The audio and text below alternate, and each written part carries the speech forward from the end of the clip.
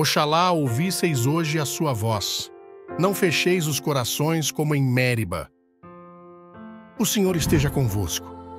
Ele está no meio de nós. Proclamação do Evangelho de Jesus Cristo, segundo João. Glória a vós, Senhor. Naquele tempo, disse Jesus aos judeus: em verdade vos digo, se alguém guardar a minha palavra, jamais verá a morte. Disseram então os judeus: agora sabemos que tens um demônio. Abraão morreu, e os profetas também, e tu dizes: se alguém guardar a minha palavra, jamais verá a morte. Acaso és maior do que nosso pai Abraão, que morreu, como também os profetas? Quem pretendes ser?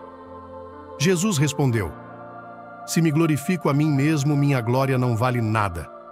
Quem me glorifica é o meu Pai, aquele que vós dizeis ser o vosso Deus. No entanto, não o conheceis, mas eu o conheço, e se dissesse que não o conheço, seria um mentiroso, como vós. Mas eu o conheço e guardo a sua palavra. Vosso pai Abraão exultou por ver o meu dia. Ele o viu e alegrou-se.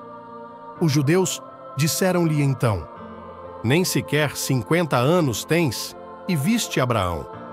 Jesus respondeu: em verdade vos digo, antes que Abraão existisse, eu sou. Então eles pegaram em pedras para apedrejar Jesus, mas ele escondeu-se e saiu do templo.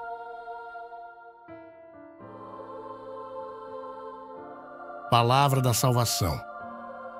Glória a vós, Senhor. Neste trecho do Evangelho, Jesus apresenta uma afirmação que desafia as concepções comuns sobre a morte e a vida eterna. Ele proclama que aqueles que guardam suas palavras jamais experimentarão a morte. Isso não é apenas uma promessa de vida após a morte física, mas uma promessa de vida plena e significativa, uma vida em comunhão com Deus que transcende a morte como a conhecemos. Essa declaração suscita incredulidade e até mesmo hostilidade por parte dos judeus, que interpretam, de maneira literal e mundana, as palavras de Jesus. Os judeus reagem com ceticismo e descrença, questionando como Jesus poderia afirmar tal coisa quando até mesmo os grandes patriarcas, como Abraão, sucumbiram à morte. Eles não conseguem entender o significado mais profundo das palavras de Jesus e interpretam-nas dentro dos limites de sua compreensão terrena. O diálogo revela a dificuldade humana em compreender as verdades espirituais e transcendentais. Diante das acusações e descrenças dos judeus, Jesus não se defende com argumentos humanos de autopromoção. Em vez disso, ele aponta para a glória do Pai, revelando sua conexão íntima com Deus. Ele declara conhecer o Pai de uma maneira que os judeus não compreendem e afirma que sua missão está em harmonia com a vontade divina.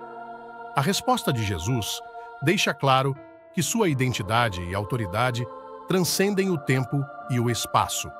Ele declara sua existência antes de Abraão, empregando a expressão "eu sou", uma referência direta ao nome de Deus, revelado a Moisés no Antigo Testamento. Essa declaração, carregada de significado divino, enfurece os judeus que o veem como blasfemo e tentam apedrejá-lo. Esse episódio nos convida a refletir sobre a natureza da fé e da compreensão espiritual. Assim como os judeus do Evangelho, muitas vezes nos limitamos por uma compreensão superficial e terrena das realidades espirituais. A resposta de Jesus nos desafia a ir além das limitações de nossa compreensão humana e a reconhecer sua natureza divina e eterna.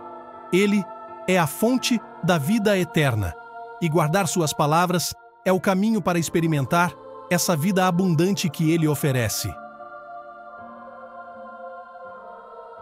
A paz de Cristo e o amor de Maria. Tia Alessandra.